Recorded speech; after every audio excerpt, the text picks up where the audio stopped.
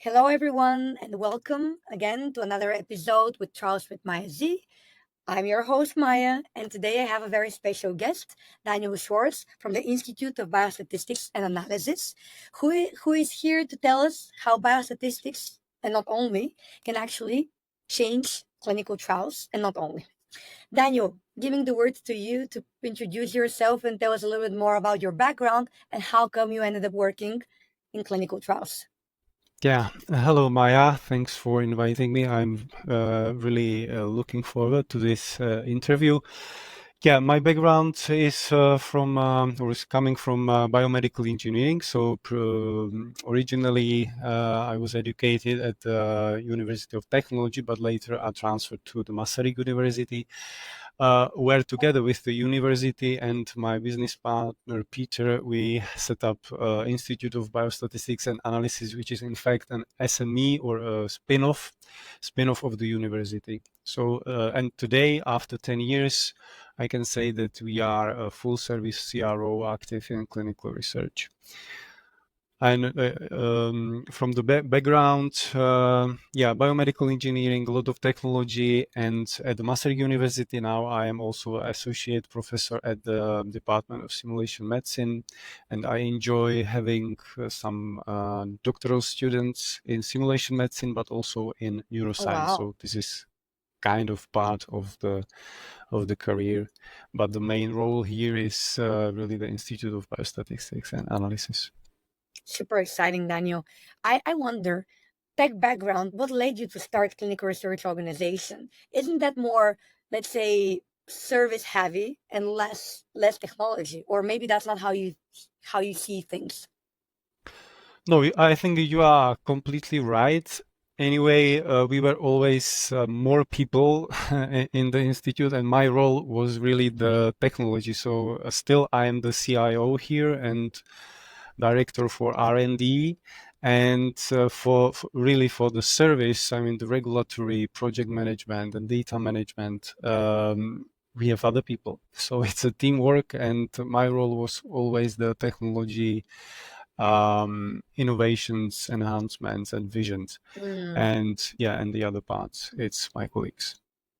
So maybe that will sound as a quite of a vague question, but then again, because again, you have this interesting background, um, I wonder from your perspective, what is the role of technology in your CRO?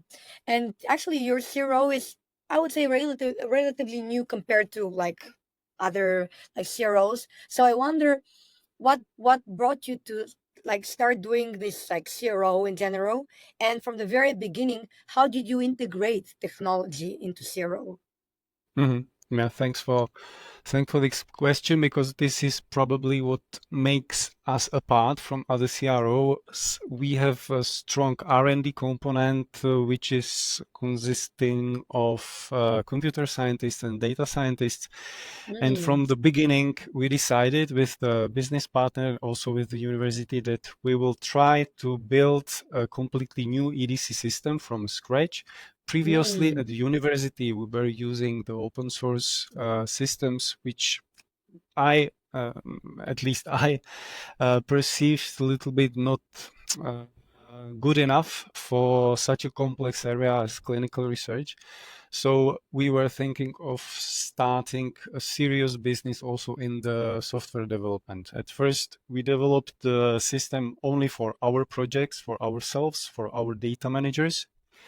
And it's been now 3 years when we transferred to really to the market with the product. So in parallel with providing the services, the CRO services, we started also the business with the system itself. And today I can say that we have several users, several small CROs who are already using our system as their EDC.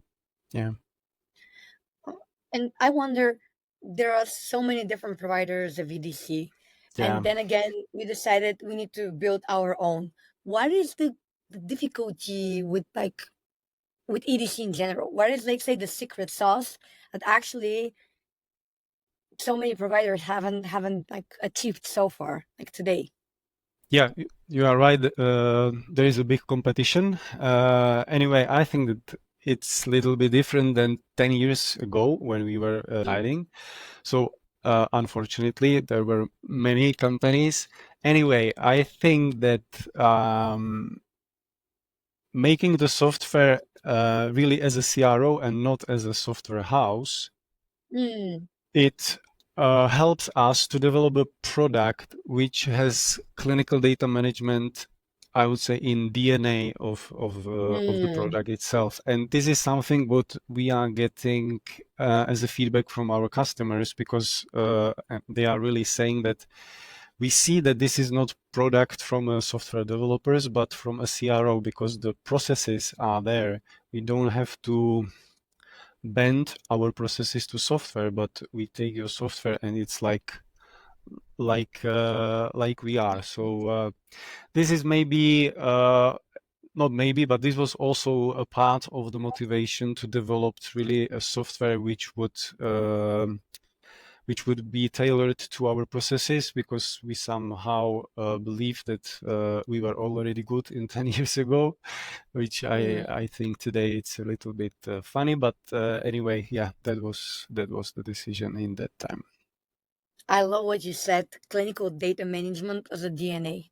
And I'll tell you, I'll take probably like a few seconds, a minute to actually explain why I love that. Because throughout my career, and especially since I started doing the podcast, I've been interviewing a lot of people, and a lot of them were indeed representing the sponsor point of view. And Hmm. a lot of us, at the end of the day, what is a clinical trial? It's a hypothesis we try to prove throughout the whole like process. And the data is what actually validates if our hypothesis was right or not. So without the data, you actually don't have a clinical trial, or actually, yeah, you don't have a clinical trial. So that's why when you said clinical data management as a DNA, is one of the things that it's like super important for us. I thought, what a beautiful thought, because I guess that we all need to have clinical data management in our DNAs if we want to be successful when we speak about clinical trials. Speaking about data management, Daniel, Yeah. which are these main mistakes companies are doing when they're thinking about their data management? Like, have you collected any observations, any stories that you can share with us? Which are these main mistakes companies are doing when they're thinking about their data management? Why so many Hmm. companies end up being not very happy with the final result? Yeah, my from my experience, I can see that companies are not so much unsuccessful in data management, because usually when you run business, you are very careful about all aspects. Mhm, But what I can see is that data management is somehow underestimated in a bigger organizations like academia. And as a mhm, spin-off of Masaryk University, we have still many contacts with the scientists and academic community, and very often we see that very good scientists, level one scientists, they are still collecting data in Excel. And mm, after 2 years of collecting data in Excel, they are trying to do something with that. And finally, they always arrive at some kind of CRO or some kind of tech company, and they are trying to do uh, things which are really tough, because the data management wasn't there at the beginning. So I would say, if we can generalize this, the biggest mistakes is when you don't employ data management, a proper data management, into the design of your project from the scratch, from the beginning. This is the biggest mistakes. Uh, if you start with data management from the beginning, you can always make all the changes, because change management is part of data management. But if you don't have data management set up at the beginning, this is probably the biggest mistake. And yes, it can be also in academia and maybe in the companies, but I can see it mainly, unfortunately, in the academia. So Daniel, how much you need to, like as a data management provider, how much do you need to understand the regulatory expectations, like yourself, or you solely have to rely on your clients?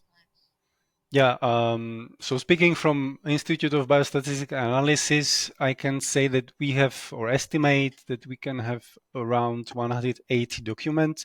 I mean, control documents, SOPs, forums, etc., and at least quarter of it, so more than 40, is focused on processes in data management. So I think these documents capture all the regulatory stuff, which is really needed. So if you consider us as a CRO very focused on data management, yeah, we need to understand regulatory affairs. And besides data management component, we also have a regulatory affairs manager here. So yeah, we need to do it. We need to grasp all the aspects of data management. Regulatory is, yeah, definitely one of I them. guess then it's fair to say that whoever is looking for an EDC provider, one of the things that you need to do to check in their like checkbox is how much they understand the regulatory requirements before Yeah, you that's a actually good go for point. the tech. So that's why I was asking. Hmm. Right. I wonder what is the biggest challenge actually for creating an EDC platform. Is it the tech or is it something completely different? Because my observation, Daniel, maybe you like prove me I'm totally wrong here, is that in clinical trials, most of the tech solutions are not actually tech challenges.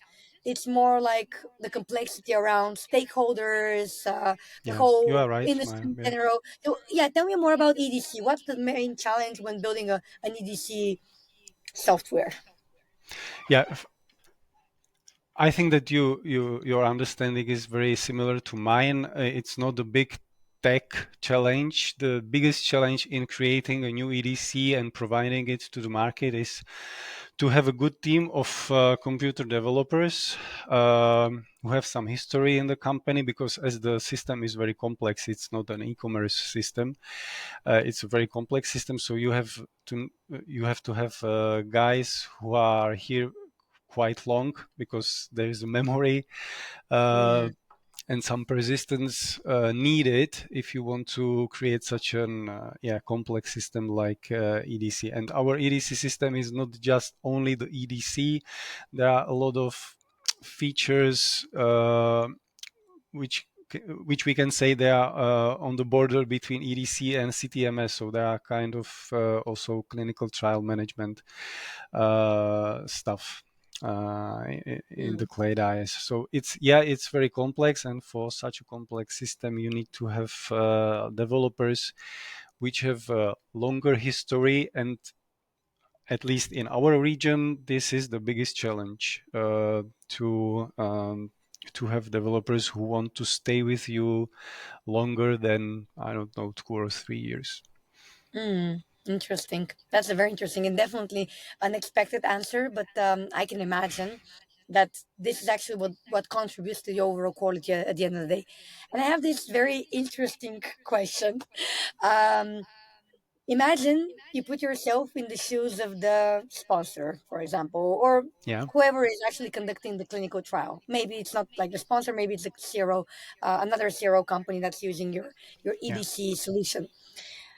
What would be the reasoning behind choosing a bigger EDC provider versus a smaller organization, smaller company EDC provider again? And the other way Yeah. around, why would you choose a small one versus a big EDC provider? Okay, so I would say that the benefits on the side of the smaller one is the flexibility. Also, let's say, I can say we are more eager to work than the bigger players. I don't know if you have the same experience, but the smaller team are always more flexible and somehow more eager to work. So so this is the first thing, and the second, which came to my mind, is the price. Usually, the smaller players try to be competitive with the pricing. For example, in our case, I think our price is competitive enough. So we try to add some value, and besides providing our clients with the system, we are provide them also with the capacity of our senior data management staff. Interesting. And why would you choose, for example, if you're now like the sponsor and you would consider a big EDC, why would you choose a bigger EDC provider? It's a tricky because I would never choose the bigger. Anyway, yeah, I No, think the valid that you, answer. Like, don't get me wrong, that's a yeah, valid I answer. think that you want to hear something about that, and I believe that it might be the case that the bigger players, they must be compliant with more systems. I mean, with more Okay. regulation. So I can imagine that there are some exotic countries. I mean, for our region, can be exotic. For example, Japan. I don't know the Mm, regulation body in Japan, but a bigger company, a global, they they don't have problem to be compliant with all legislation in Japan. So this is something if which might be the reason for choosing a bigger player if I want to become a global okay. So if you're with my looking for study. an Yeah. EDC provider, another thing on the checklist is which are these countries that you comply to, because you can be a small player in Japan only and comply to Japanese. Mhm. Actually, that raises another question. How much are different like smaller EDC providers collaborating together so that if you have a global clinical trial but then local EDC providers, is it even possible to have this smoothness like seamless experience as a client of like multiple EDC providers? Is it even possible? I don't know if I respond directly what you are asking for, but in our region, I am now in Brno in the Czech Republic. There are several small CROs, and I can say that we have a very good collaboration because we as a we as a CRO focus on data management and on the EDC. We are providing Mhm. them with the technology. There are other CROs which are more focused on Yeah. decentralized studies. They have CRAs in the terrain, what we don't have, for example. So we can make a good, let's say, mixture of smaller CROs and ask for bigger businesses. And yes, we are trying sometimes. And sometimes we are also successful. So there is cooperation, and I'm very glad for that. That we are not only competitors but also cooperators. Mm. Yeah, if that Oh, if what that about the answers your other? question. My question was more around other EDC providers. Is it even possible? Ah, It's like thinking loud, basically. Is it even possible for multiple EDC providers to work on one and the same clinical trial and still provide the same level or let's say similar quality level of the data at the end of the day? Imagine like the clinical yeah. trial is in both in Czech Republic, in Czechia, and in Japan. And so you use, let's say, like your EDC, like you're the EDC provider in Czechia, but then the EDC provider is a Japanese company, for example. Is that even feasible and possible? I would say yes, it is possible and feasible, but from the business perspective of view, if I am or if I were the sponsor, I wouldn't go for that. Anyway, Mm-hmm. there are already ontologies or data models which, if you agree on them, like for example OMOP, um, if you agree on them, and both or all the EDC systems which are involved are compliant with this data model, then it's possible. But Got it. from my experience, there will be always kind of risk. So there, in such a case, that I would see the biggest risk in data integrity. Interesting. All right. And because everyone speaks now about AI, there is no Mm. way I don't ask you what is the role of AI in EDC and data management in general? Like, are you rather positive or negative? And like I said in our conversations before, there is no right or wrong answer. There is just the perspective. I also wonder very often, and I want to hear your opinion. AI and EDC, is that a good marriage or maybe not so much? Oh. Thanks for asking. This is a good question. AI is a buzzword, and yes, if I consider myself as a neuroscientist, I was always trying to employ machine learning into my algorithms, into my Mm, research. And so when the generative AI came here, it was I was very happy about that, and I am. Anyway, I would make a big border between AI and machine learning. Machine learning is only a mm, subtype of AI, and I see machine learning as a very good uh, opportunity for making EDC systems and making quality of data better. And this is also something which we try to do. So we employed some machine learning algorithms into the EDC system, which is now capable uh, to assure some kind of quality control in terms of detecting anomalies if, in the data in a multidimensional space. So we are looking for some patterns which are kind of suspected anomalies, and then in this way, with the use of machine learning algorithms, we are making the quality of the data better. So this is machine learning. I can't see now a better role of AI in EDC than this, but mm. maybe I'm just missing something. Yeah, but We're anomaly all detection, yeah, we will see. Yeah, we will see. We're all think at the end of the day is actually, like you said, get out of the buzzword and more like think of the practical like applications of technologies, because technology is no good without actually the so-called jobs to be done. Like, what do we need to achieve? So thanks for this answer.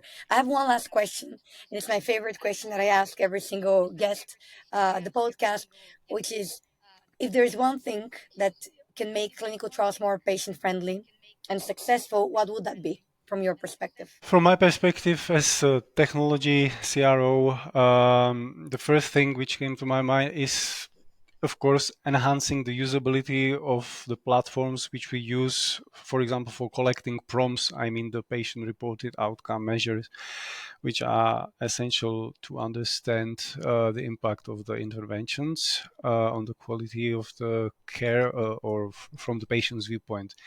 So yeah, there is the usability, and the other thing, if I can make some example from our projects, which are more, let's say, observational, uh, there is also what I would call proactive engagement.